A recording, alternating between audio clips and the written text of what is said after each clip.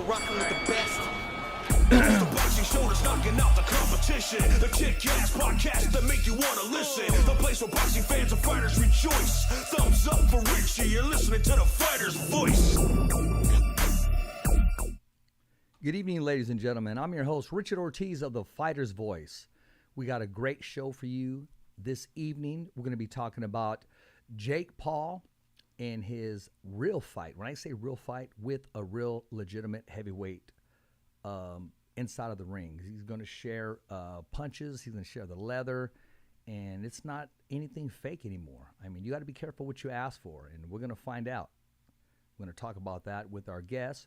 And we're also going to be talking about Arnold Barboza, who's headlining Friday, ESPN, Top Rank's own.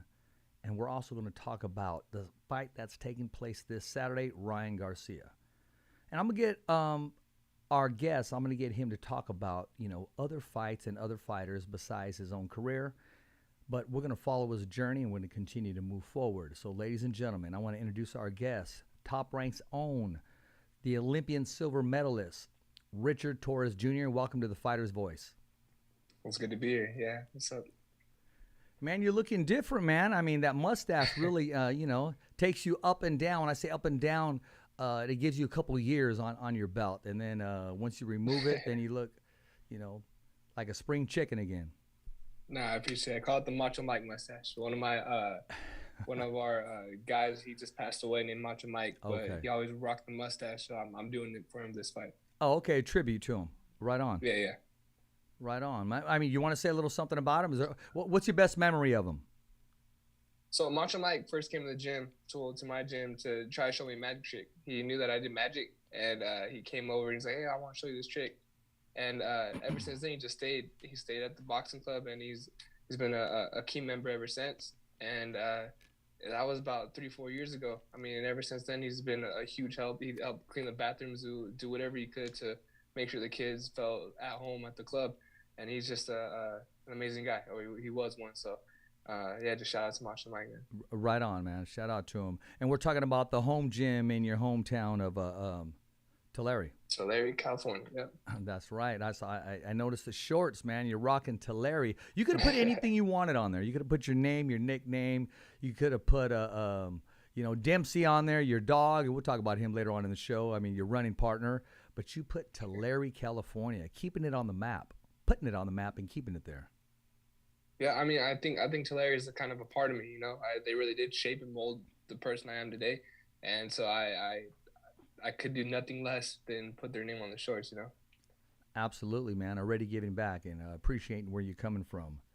Rich, let's talk about your fight coming up this Friday, man. I know you were kind of on the shelf for a little while due to suffering a cut in your pro debut, but it was well worth it because, I mean, in that professional fight as a debut, now you got some experience on how to fight with a cut.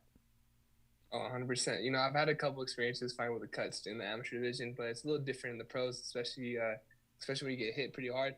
I still have a little scar up there, but I mean, it was a necessary piece that I think I needed to have in order to adjust.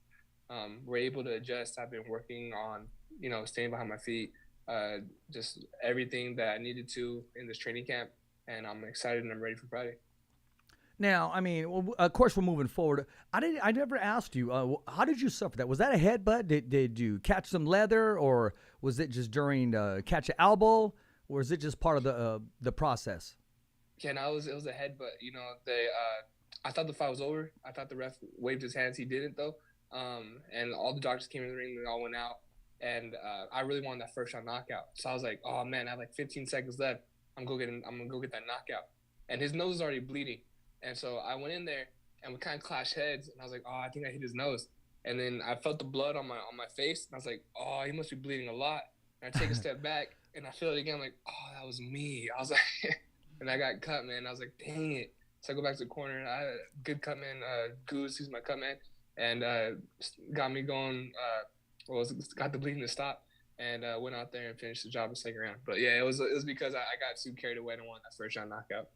Well, you know what? Ali Setback, and who's, well, I call him the GOAT of media. He described you in your pro debut as you coming out like Mike Tyson, just bringing those hammers. I mean, left and right, letting those hands go. He said, somebody asked him about you, and he said, oh, Torrez, I mean, he came out like Mike Tyson trying to get this guy out. Yeah, I mean, I think that's kind of the name of the game for pro boxing. You know, you get in there and you have ill intentions, and I go in the ring with ill intentions. I'm a nice guy outside the ring, but inside the ring, I go for the kill, you know. And I did that. I just, next time I got to do it a little more logistically. You know, I can't just go out there swinging too wild. I got to go out there and know what I'm doing. And that's what we've been working on this camp. I mean, only your second pro professional fight, and you're already making the transition and telling yourself, okay, I'm going to stay away from the overexcitement and overextending myself, and I'm still going to take care of business, but I'm going to be coherent of exactly what I'm doing to keep my feet on the ground. Oh, 100%. Yeah, that's the name of the game. You know, you live as if you were to die today and learn as if you were to live forever, right? Exactly. Hey, I want to talk to you about, because a lot of people don't know, you shared it with me, you rock the polo gear. I love the polo gear. Yeah. But there's a certain product that Polo has, you know, where they have, it's the bear, right? Uh-huh. Tell us about that. Yeah, so both my grandparents have passed, my grandpas, but they're kind of key parts in my life, or I think they always were. You know, they're always looking over me. And my grandpa from my mom's side, I call him my Grandpa Kitty because I knew him back when I was little. And he always dressed super nice, and he loved polo. And I remember my grandpa Torrez, he had these polo sheets and had little polo bears on them. And so what I do in remembrance to them and to kind of just show that they're still in my corner is I wear a polo bear to all my weigh-ins. And I did that starting off going into my elite division, the amateurs, and I just followed it through with me into the professionals. But yeah, every time you see me at weigh-ins, if you see my shirt, it's gonna have a polo bear on it. I brought that up for two reasons. One, I'm sure your manager's probably working on it right now. We're going to try to get Polo to sponsor Richard Torrez Jr. We're going to try to make this happen. I'm going to tag them and let them know that, hey, you really dig their stuff and there's really meaning behind it. And since that topic is up, the second thing I wanted to bring it up is because me and you have a lot in common. Not only do we have the best name in the world, Richard, is I also give tribute to wear polo because my son Richie would always wear polo constantly. Really? So the polo gear that I do wear every time I put it on, I think of my son 110%. But yeah, that was his favorite gear, polo. It just makes it feel better, right? It makes it feel just more. Absolutely. It has something. It has a tie to it, and I like it. Hey, it's a part of you, man. It sure is. Exactly. Now, being a part of you is both your left and your right hand, man. And I look forward to seeing them take action Friday, July 15th, man, and here in California. Rich, I know you really don't like to reveal on what you're coming out with. You try to keep it short and sweet and simple, man. What's the walkout music going to be like? What's the apparel going to be like? Or do we just have to wait? Here's the thing. I feel like the first fight was so nice, you're going to have to see it twice. So I got the same stuff, man. I got the same shorts. I got the same walkout song. The walkout song is Beethoven Moonlight Sonata. And that's actually the walkout song I had to at the Olympics as well. And my shorts are the same shorts. They're the navy blue with the Tulare on them, and they have the silver trimming. And that's just, that's kind of who I am. I'm going to keep that same thing. I want to let, everybody that watches me know who I am. I think it's really iconic that Ali had the same shorts. You had like Tommy Hearns had the same shorts. Yeah. Everybody that, has a influential name in the business, they kind of kept it consistent. And that's what I'm trying to do as well. Man, we're talking about these guys that they go to bed dreaming of their walkout and being real flamboyant. And there's nothing wrong with that. But where you're coming from, I got goosebumps when he said it, bro. And I was shaking my head when I was off camera because your mom and dad raised you to right, man. Just so humble, Richard. And your day will come when you fight for the heavyweight championship of the world. And something tells me that you're still going to continue with that trait of wearing something short, sweet, and simple. And always giving back to your hometown of Tulare, California. Oh, 100%. The one thing that is though is sometimes I talk too monotone. And I'm trying to speak with a little more conviction. I'm trying to talk like you a little bit more because like when you speak with conviction, you know, and you mean what you say, and everybody knows you mean it. Sometimes when I talk, I get really monotone and I just get like straight to the point. I'm trying to change it up a little bit in that sense, you know. Well, Richard, we're definitely going to sit down and we're going to talk after the fight, man. And I'll coach you through it, man. So when you make your first $1 million purse, you can buy me a burrito, brother. I got you 100%. There you go, man. Because hey, that's my favorite thing to eat, man. I'm simple like you too. I do like all foods, but man, if it's a taco or a burrito, I'm like your dad. We'll get down on that. 100%. Yeah, no, so I'm with you on that one too. After the fight, that's exactly where I'm going. Absolutely, man. I mean, in Tulare, let's talk about Tulare real fast before we move on and talk some more boxing. Where's your favorite place to eat in Tulare, California?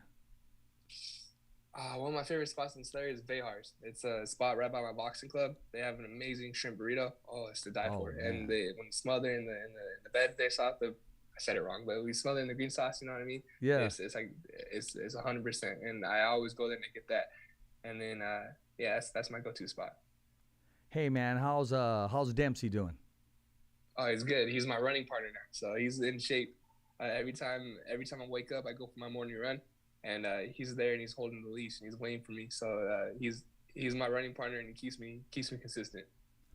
Rich, I noticed your workouts were a little different this time. I mean, I see you throwing boulders, going old school and chopping wood, chopping, just concrete.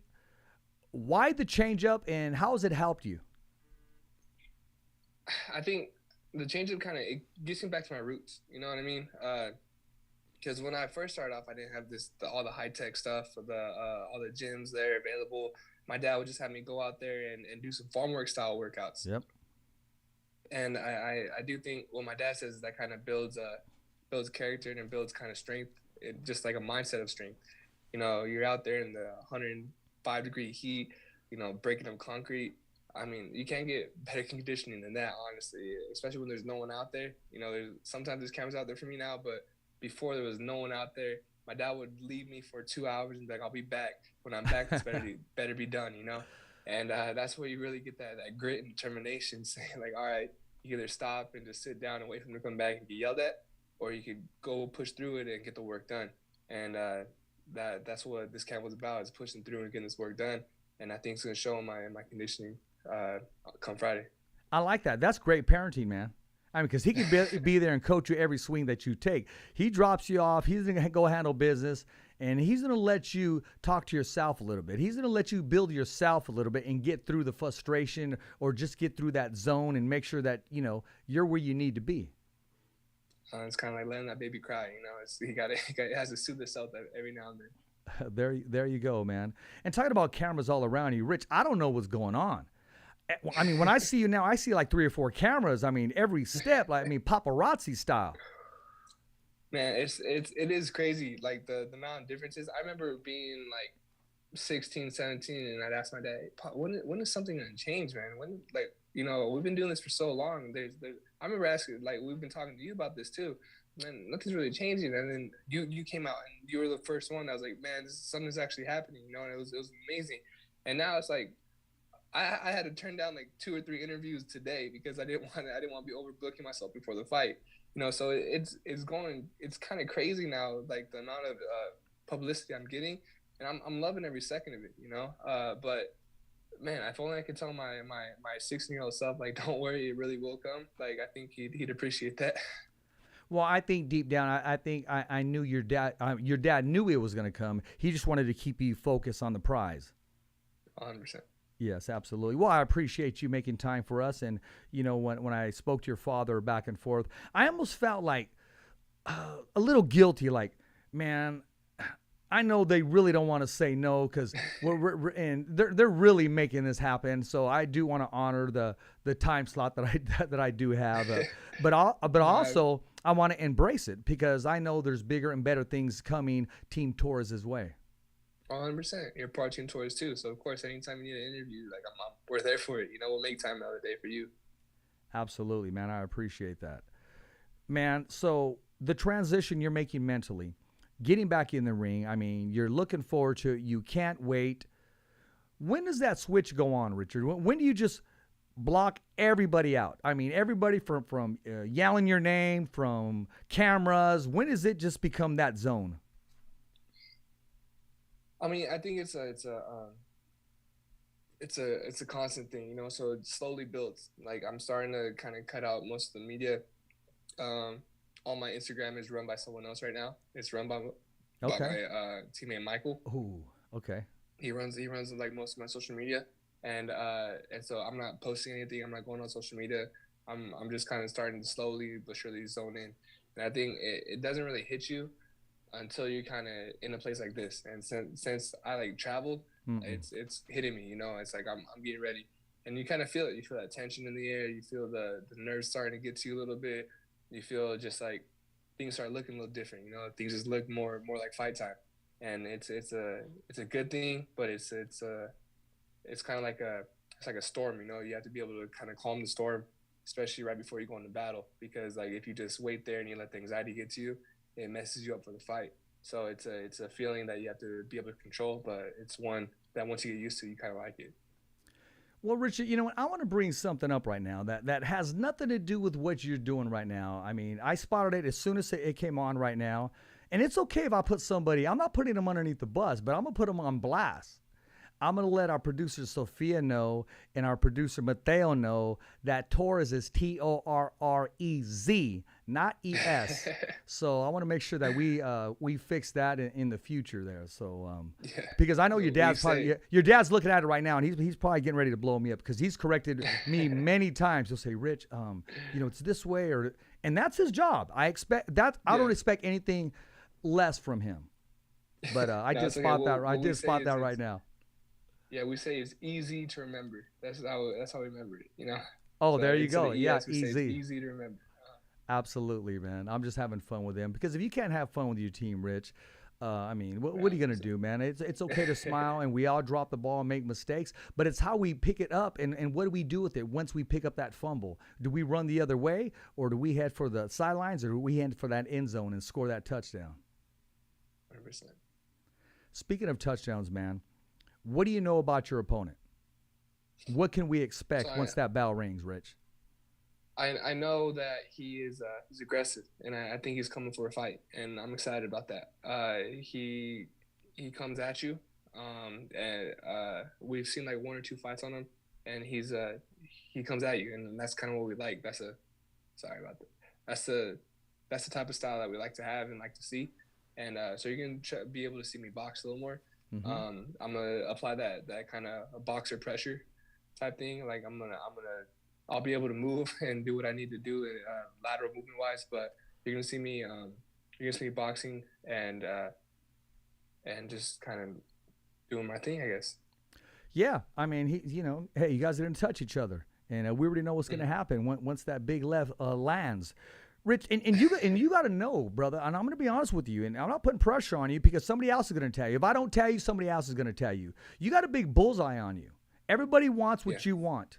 But see, it didn't come easy for you. You busted your ass through the Olympics. There was times in the amateurs where your dad and yourself, okay, are we going to try out for the Olympics or are we going to turn pro? There was a big transition. What's going to happen? But you know what? Things fell in place according to exactly where they needed to fall in place for your destiny and your whole journey ahead of you.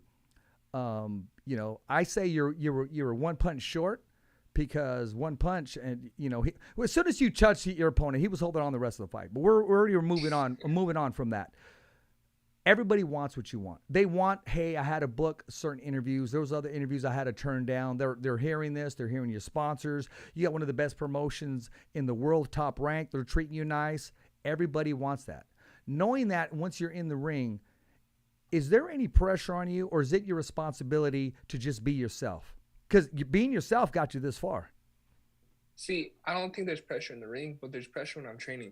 You know, because I don't feel like I'm special. I don't feel like I was born with an innate gift that got me to the level I am at. I think what got me here was I worked hard.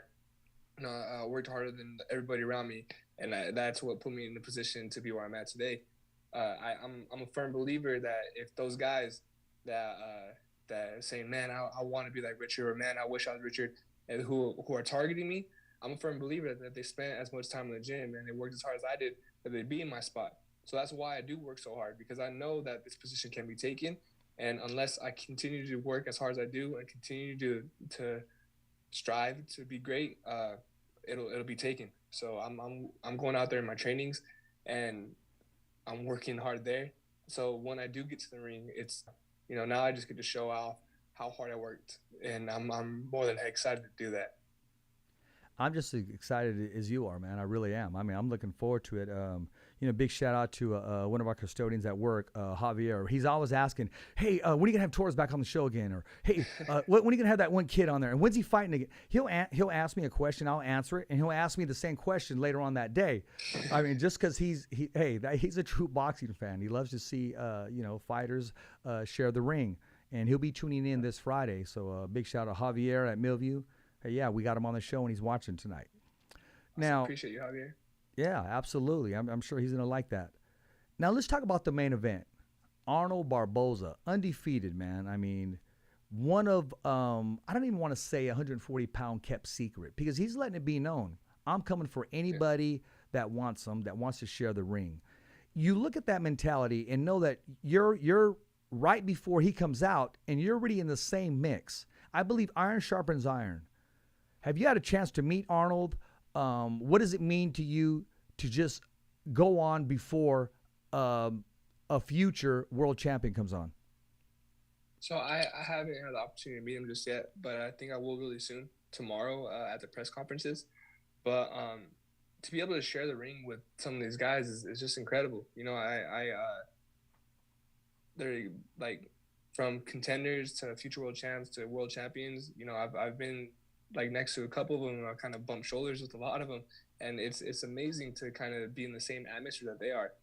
This is something that I've dreamed about since I was a kid, and for it to finally be coming to fruition is a dream come true.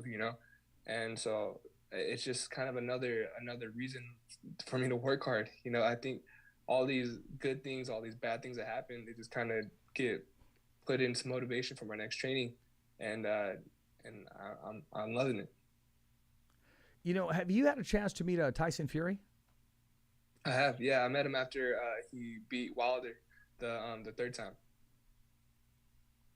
What kind of encounter was that? I mean, because I watched him and I dig his style.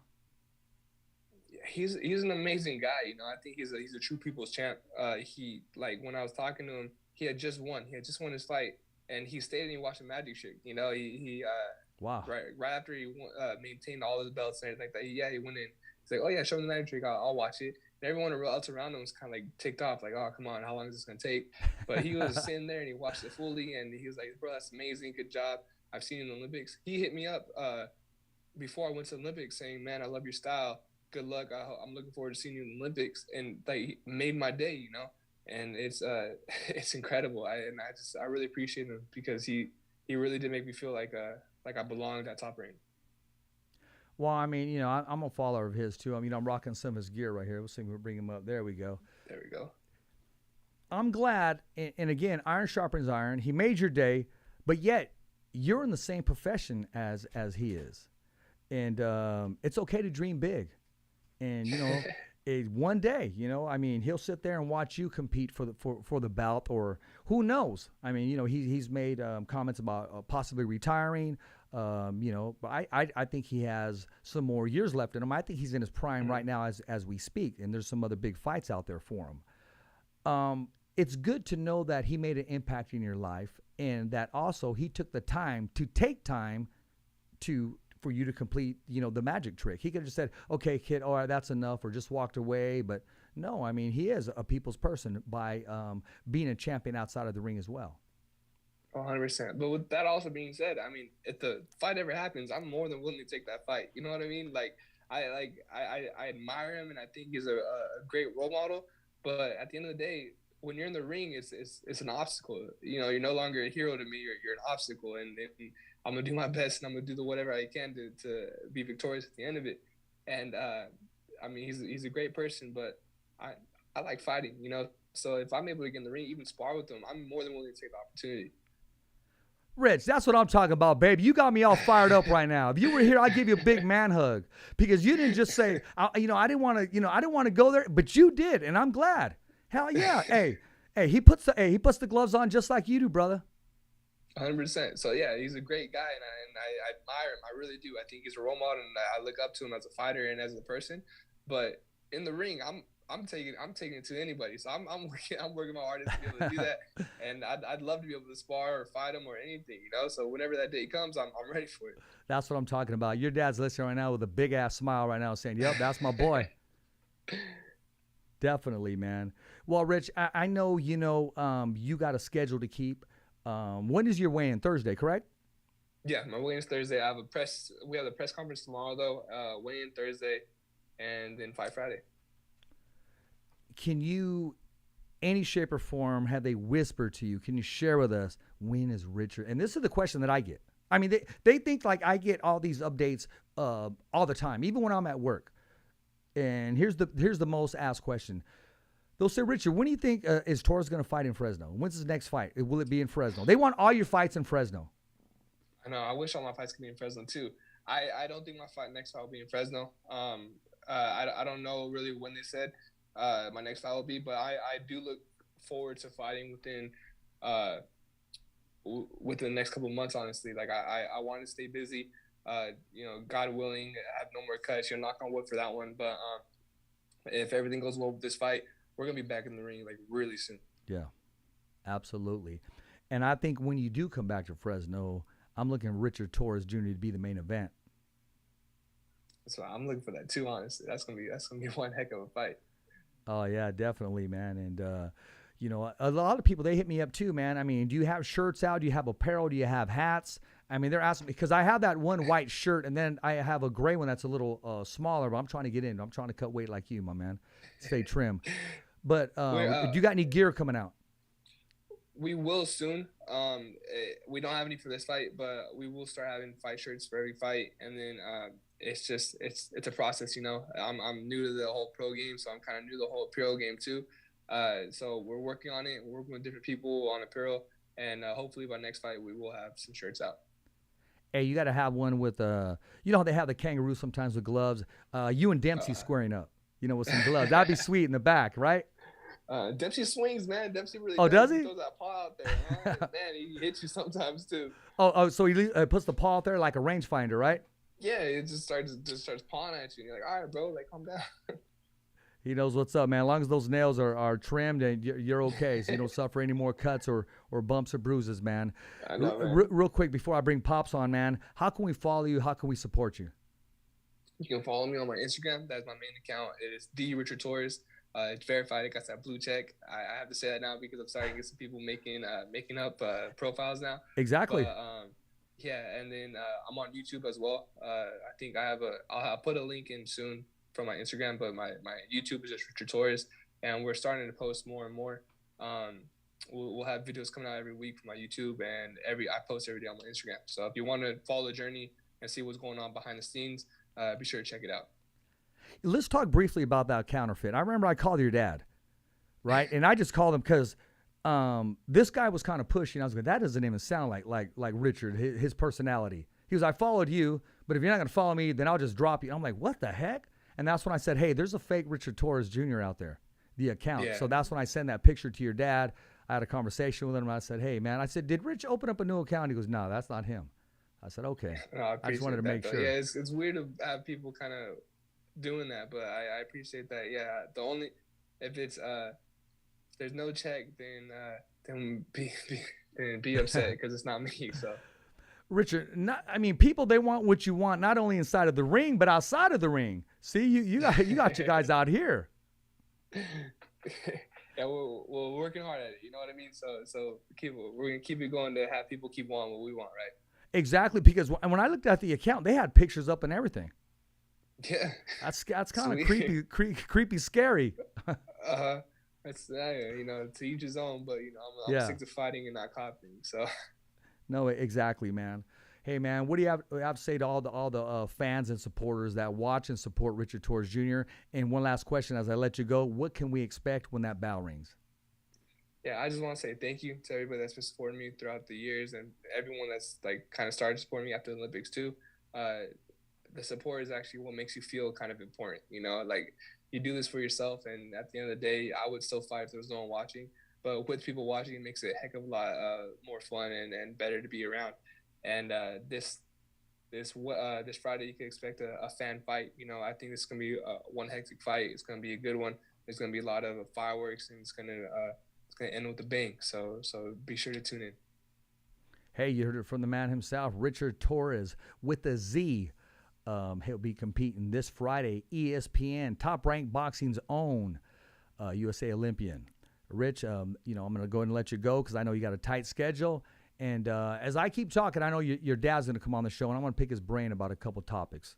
So we wish you well, Rich, and we'll be tuning in. And next time you're in Cali, man, I definitely got to be there. And that's real talk, brother. Right. Appreciate it. It's always fun to be on the Fighter's Voice, the only voice that matters, right? Absolutely. And I was thumbs up for Richie, my man. Yes, sir. Awesome. I appreciate that. All right, Rich, I'll wrap to you later. Yeah. Yes, sir. Let me text you, Pops. Come on now. Well, while we're waiting for Richard Torres Sr., we're going to talk about some topics. We're going to talk about Ryan Garcia, who fights this Saturday on DAZN, Golden Boy's own undefeated contender, Ryan Garcia.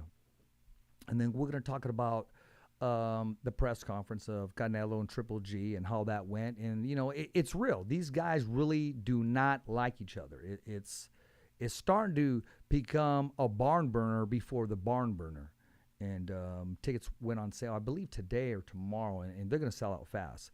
I was watching an interview earlier with Ali Setback with Eddie Hearn, and Ali was saying that he got a quote from Canelo that he said about fighting Triple G. Man, I want to punish this guy. I want to hurt this guy so bad. And, Canelo just don't speak the words. He puts it in existence. He puts life into it. So I'm looking forward to that fight. On that undercard is Bam Rodriguez, the co-main event of that undercard. Right now, Robert Garcia, he's just living the life. He's going to be in the corner for Bam Rodriguez on the undercard of Canelo and Triple G, and then he's going to be in the corner, as we all know, Anthony Joshua, another heavyweight who is trying to get his belt back. And Usyk is no walkover. I mean, he's very slick, very agile, but I know Robert Garcia does have a game plan in place. So go ahead and bring up that poster, because I want to talk about Thursday's guest, the one of Teofimo.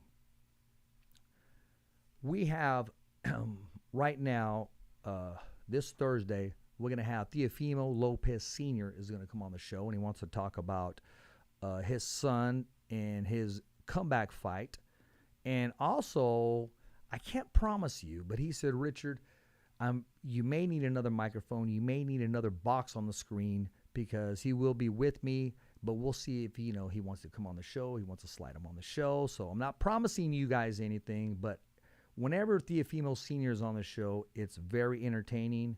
And, hey, he calls it like it is, man. He's very opinionated, but I love the man because he doesn't back down from a fight inside of the ring or outside of the ring. And I'm talking vocally. And I'm talking about what he believes in. And, yeah, that's the man right there, man. You know what? He has his own character, man. I mean, I think it's safe to call him the man, the myth, and Sunday soon, the living legend, man, because if everything goes according to his plans, he's getting ready to take over once again. So we shall see. What's that? Oh, is he coming on? Okay, good. And then we'll bring some of those on there, and I want to get his take in there.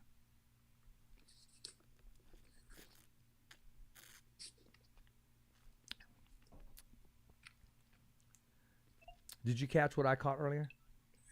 Okay, Rich, can you hear me? Yes, I can. Okay, I'm kind of. Oh, there we go. Yeah, we'll bring it on right now. Unfortunately, you got a tech illiterate here. No, you're fine, man. You got this.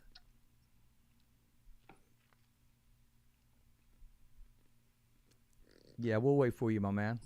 Everything's all good.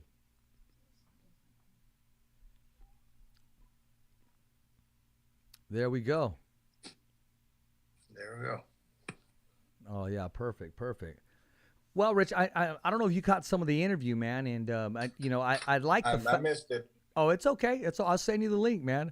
There was one time when we spoke about Tyson Fury and Rich meeting him, and he said, "Oh, he's such a gentleman inside and outside of the ring. Very nice guy."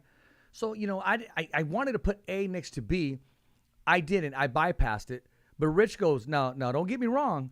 If we ever share the ring together, I mean, hero or not or something, I looked at him. I'm here to swap." And Rich, it got me all fired up, man, because that's what I'm talking about. I mean, you don't have to. He doesn't have to be led that way. That's who he is. And he's in the right. And again, that's great upbringing because he's in the best sport in the world, and that's boxing. So once you put the gloves on, hey, anybody can get it from the other side of the ring. If you're in the red corner and they're in the blue corner, and that bell rings, it's on. Yep. Ask for no mercy, give no mercy. Hey, it's on. There you go. You know what? Of course, we got Rich's fight coming up this Friday, but in the main event, we got Arnold Barboza. We're talking about top ranks, undefeated, top contender, and he's coming after anybody that has a bout in the 140-pound division. Rich, I don't know if you had a chance or an opportunity to watch Arnold Barboza in action, and if you did, what's your take on him chasing these bouts? And if you haven't, you will this Friday. Oh, I'm gonna have to wait on Friday and stuff. I'm kind of embarrassed to say I don't watch a whole bunch of fights unless it's dealing directly with my son. I'm not an aficionado of every fighter out there in every weight class like some guys are and stuff. I know what's going on in the heavyweight division. I know who we're going to fight the next time, and I study that fight and I go from there. But, I heard the name Barboza for the fight, and I'm sure I've watched him fight. And from what I understand, he can bang. And, give best of luck to him chasing all the belts. That just tells you that you're in your zone. You're doing exactly what you need to do for your team. Is tunnel vision on your team and your team only, and anybody in the heavyweight division. There's no shame on that, Rich. Not at all. I will say this about Arnold Barboza. He is a warrior. He will stand and bang, and at the same time, he'll have some boxing ability, and he'll move around, and he chooses his battles, when to engage, when not to. He sets traps. I think he's the complete package, Rich.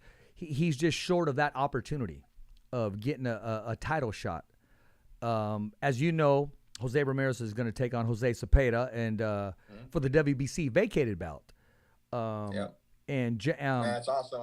Best of luck to him, man. I hope he gets that title back. You know what? I'm rooting for him too. I'm a fan of Cepeda too, but I'm Team Ramirez to the casket drop. That's not going to be anything easy. Because Cepeda is a completely different fighter since that I want to say controversial decision, because his camp thinks that he should have been awarded the fight. That's why that rematch is only fair, is going to take place, is going to happen. And at the same time, Jose has a different type of hunger than he's ever had before. So we're talking about two guys just meeting in the middle of the ring and letting it all fly. Yep, agreed. Rich, and then this Saturday, we got Ryan Garcia. I mean, you can see him live on DAZN, Golden Boy's undefeated contender. Yeah. Now, there's talks that if he gets by his opponent, they have a contract that's getting ready to be offered to Tank Davis. Now, we're going to take care of business July 16th first and foremost. Can that be a distraction to Team Garcia, already talking about a bigger fight before you've even completed your task ahead of you? Or as a professional, do you just block that out and stay focused? You know what? It could be it's a double-edged sword. You want to be prepared. You want to be working towards the next goal, but you don't want to lose sight of the person you have in front of you. Counting your chicken before the eggs are hatched. It's dangerous. You got to stay focused on who's in front of you, because they're the immediate threat. So, it'll be interesting to see the outcome of this fight. We'll watch it play out. But you got to stay with focus on who's in front of you. I agree with you. Now, I'm going to ask you something. I was going to get Rich's take on it, but I didn't want to really move him in that direction. So I'm going to ask you. We're talking about Jake Paul, who's a lot of people want to call him a YouTuber. He's taken on a legitimate heavyweight professional fighter in Hasim Rahman Jr.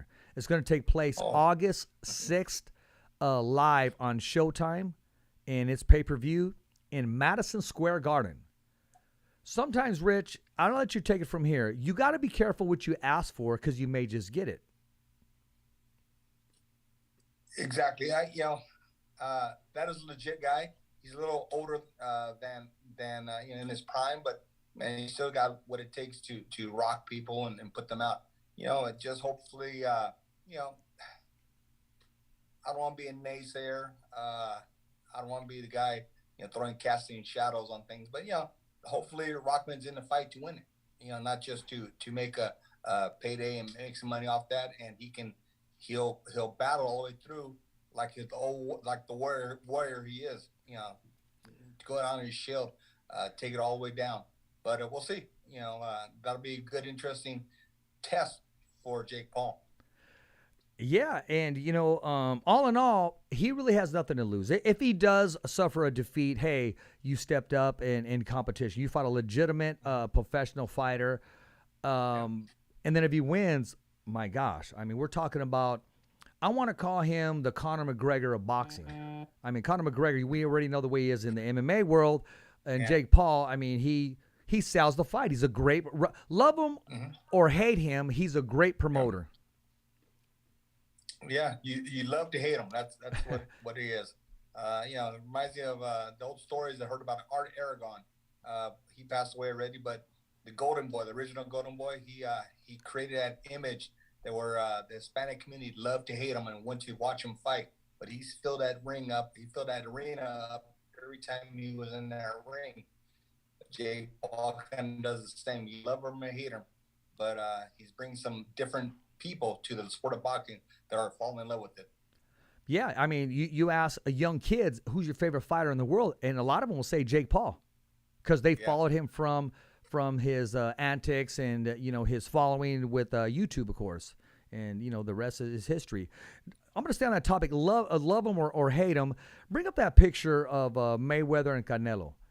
Mayweather would always give his comments about Canelo over and over again. Well, he's no Mayweather. But Mayweather recently said, one thing about Canelo, he's going to step up and do what he's got to do.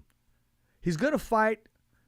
You may talk all this smack about him. He is what he is, but at the end of the day, the man's going to walk into the Hall of Fame, and you got to respect that. And that's coming from Floyd Mayweather because all the BS aside, he knows that Canelo is going to be a first ballot Hall of Famer. Now, somebody who would always throw his jabs at him, literally, and, talk about him and say, hey, he's no Mayweather, and it was easy work when we were in the ring, does now appreciate and know that he is going to be a Hall of Famer and is giving him some respect. Yeah, I mean, Mayweather, when you're that close to the fire, you're in the fight, that's what you do. You don't give anybody as much credit as you give yourself. They're always their opponent, whether in the ring or out of the ring, on social media, whatever it may be, they're an opponent. So you kind of downplay them a little bit. But Mayweather's pulling away from boxing as far as being a competitive guy that you would see in the fights on Friday and Saturday nights, but he's slowly moving away from that position and stuff. So he's able to take a objective look back and say, this is good. And you got to give Canelo respect, man. That guy has stepped up against everybody and anybody. There'll be those who say he dodged this guy. But as a general rule, he kind of picked some big fights that some were successful and the last one wasn't, but he still put himself out there, and he did a great job in entertaining the public. Well, you got to remember, a lot of people seem to forget.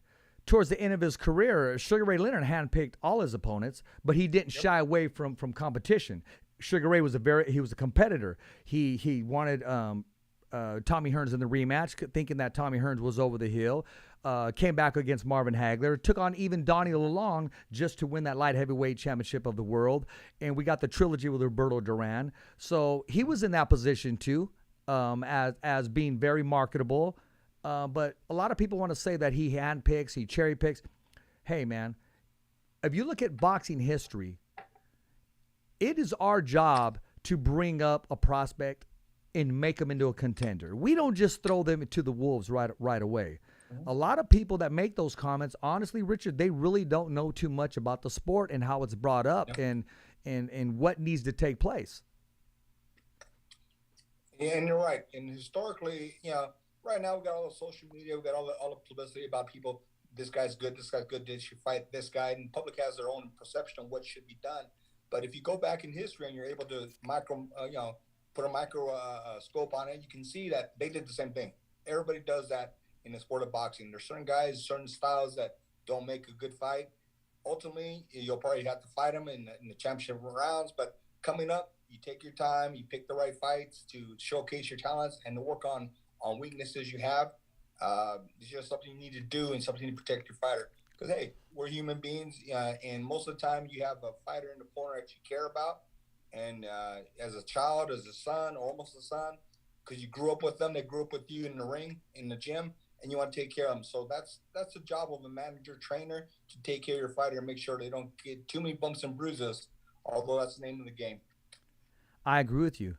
Rich, when you go to the store and buy a brand new pair of boots, you don't just wear them and take off and go camping with them. You got to break these things in. You got to make sure they're able to transition. You got to make sure these boots are now ready for the rain, for the mud, for the heat, whatever it is. And that's the way fighters are. You got to transition them. You don't just throw them to the wolves right out the gate. You got to break those boots in and make sure they're ready and that they can last and they're ready to kick some ass. Correct. There's an old saying, I don't know who said it, but there's a theory out there that a fighter has 3 hard fights in him. Everybody has 3 hard fights. You look at some of the tough fights, they're battles and stuff. After that, they're kind of wore out. Some of the fighters only have 1 or 2. But you got to take care of your fighter. You got to take care of them as a person. Because at the end of the day, you got to sleep with yourself at night saying, hey, I took the best care I could of my fighters, and nobody can blame me for overmatching them or pushing them too hard, too fast. I agree with you, man. I'm going to talk about our guest that's coming on Thursday, and then I'm going to have to let you go because I know you also have a tight schedule. Thursday, we're scheduled to have Teofimo Lopez Sr. on the show, and he's going to talk about the return of his son, Teofimo Lopez. And I see you smiling because, Rich, he's a character. He loves the microphone. He loves the camera, but he loves to let you know exactly what he's thinking, what he's doing, and what the future holds. Yeah, I mean, boxing is notorious for bringing those characters out, people. He's a card, and he does a good thing for the sport of boxing and promoting himself. So more power to him, and best of luck to him. I hope he gets successful second run. I'm looking forward to it too, man. And Rich, it's always a pleasure when you're on the show. And like I said, man, I can keep you on here for hours talking boxing, talking historically. And I learned so much from you, man. And when I went to go visit the gym the other day, and I was reading those clippings and I was taking pictures of them, I was remembering the dates. And when I would read the dates, it took me back on exactly what I was doing, even though I was so little. And a lot of people don't know, but when people say, Richard, what got you into boxing? It was my mom. My mom would watch boxing, and she would tell me who was going on and what was taking place. And then I just picked it up from there. But by going into your gym, a lot of people don't know. Once you walk in there, there's a lot of history there. And what I didn't get the chance to see was next door where it really went down, but I'm going to make sure that'll be another trip, another visit. I think the whole world needs to know exactly what takes place there and why it is what it is today. Appreciate that. My boxing knowledge, like I say, is not limited, but not like some of the people, but I like to say I'm a philosopher of life. Boxing is a microcosm of life, and everything I learned in the boxing ring, I've been able to transition into work, to my career, to my kids, to my boxing club, and it's just something that I enjoy and I love very passionately. I know the sport saved many people. It saved me, and it helped a lot of people. So thanks. We'll take you over next door and show you the old gym, where it was looked like the old Rocky movie. But you got to be able to duck and dodge some spiders, okay? Now we'll be able to do that too. And next time I have you on the show, I want to talk about some of those stories with Custom Model, Mike Tyson, and a lot of things that have taken place, and when you were coming up, putting the gloves on as well. Sounds good. Thanks, Rich. Hey, Rich, it's always a pleasure, man. Take care, and we'll be looking forward to the big fight this Friday. Got it. Yes. Here's your thumbs up, man. Absolutely. Thank you, Rich. I appreciate that, brother. Yes, always thumbs up. Okay. Okay. All right, brother. We'll see you. We'll see you, brother. I want to talk a little more before I step out of. Okay, brother. Go ahead and pull that poster up of Teofimo Lopez.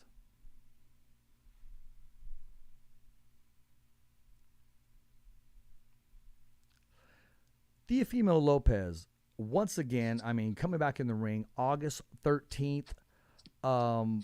A lot of people have already brought some names up that if he is successful, that he will possibly fight for either a vacated belt. One of the names that have been brought up has been Arnold Barboza, possibly the winner of Jose Ramirez and Cepeda. And there's, hey, every step that you take being Teofimo Lopez, people are watching.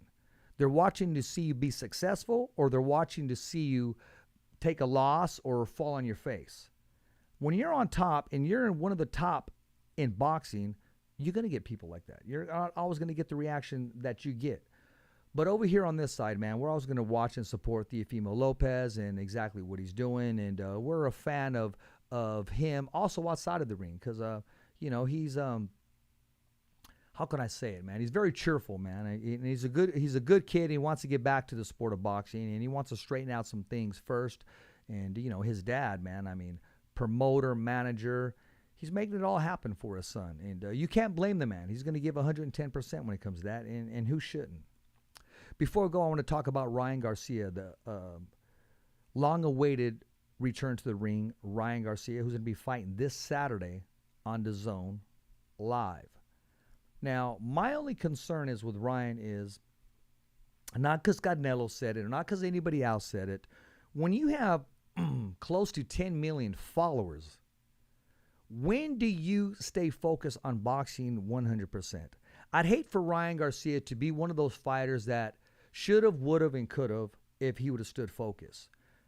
When he is focused and he's in that zone, man, he's unbeatable. He could beat some of the best fighters out there. And, I can say some of the best fighters out there can also return the favor because right now the sport of boxing is full of dogs in that weight division. If everything goes accordingly to Ryan Garcia and he is successful, I'm hearing that Golden Boy has a contract ready and they want to present it to Team Tank Davis. And if that fight happens, we're talking about two different followings, two different type of fighters, and could be great for boxing, will sell out, would be a great event for the sport of boxing. So I'm looking forward to that, and I'm going to be rooting for Ryan this Saturday.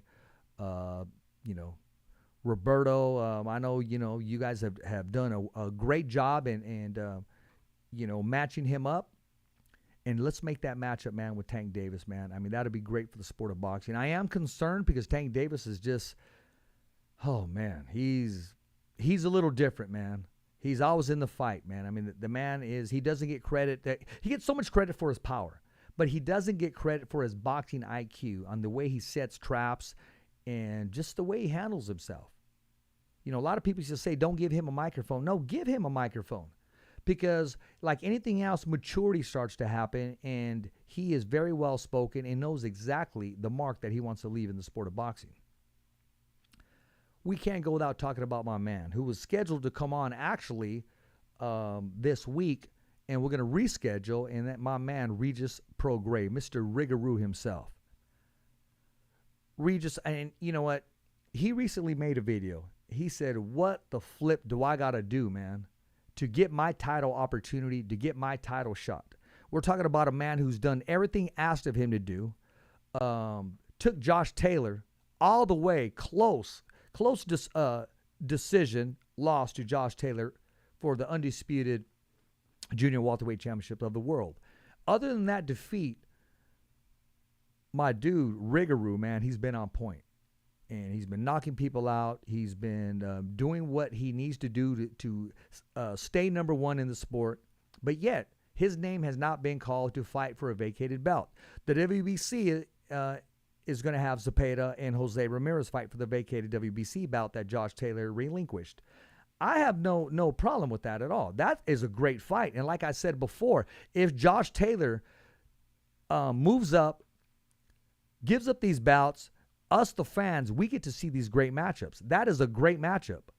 Now, when do I get to see Rigaru fight for a belt? It's long awaited. It needs to happen. WBA, we need to get him in there and fight for that vacated belt. I don't know what's going on. We don't get anything out of having someone in the top 10 and someone in the top 11 fight when you got these guys that are top guys, like you got the Arnold Barbozas, you got the Regis Prograis, you got Teofimo Lopez moving up to 140 pounds, and you got these big names in these big draws. I mean, we got to make it happen. Give the fans and the supporters exactly what they want.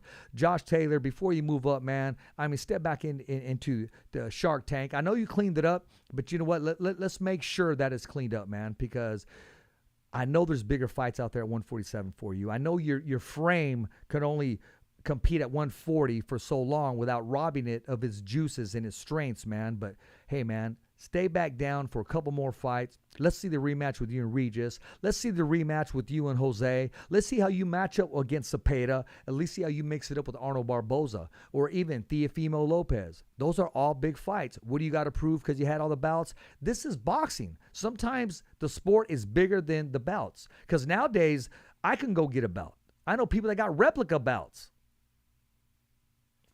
Enough said, man. I'll leave it right there. I'm Richard Ortiz, your host of The Fighter's Voice. Make sure to tune in this Thursday when we have Teofimo Lopez Sr. Bring your questionnaires. I'm going to take the first 5 phone calls, man. That's what I'm going to do. I'll make sure at least we get 5 different people on the line to ask their question. And I'm not even going to hold back. I'm not going to say, okay, make sure you don't say this or that. Just let's keep it classy. But, hey, this is the Fighter's Voice Kick-Ass Podcast this Thursday, and it's going to be happening at 6:30 Pacific Time. Teofimo Lopez Sr. And if you haven't followed our YouTube channel, make sure you follow and subscribe and hit that notification bell. It's www.youtube.com/thefightersvoice. Remember, every fighter has a voice, and so do you. I'm your host, Richard Ortiz, saying goodnight from Fresno, California. And as always, thumbs up for Richie.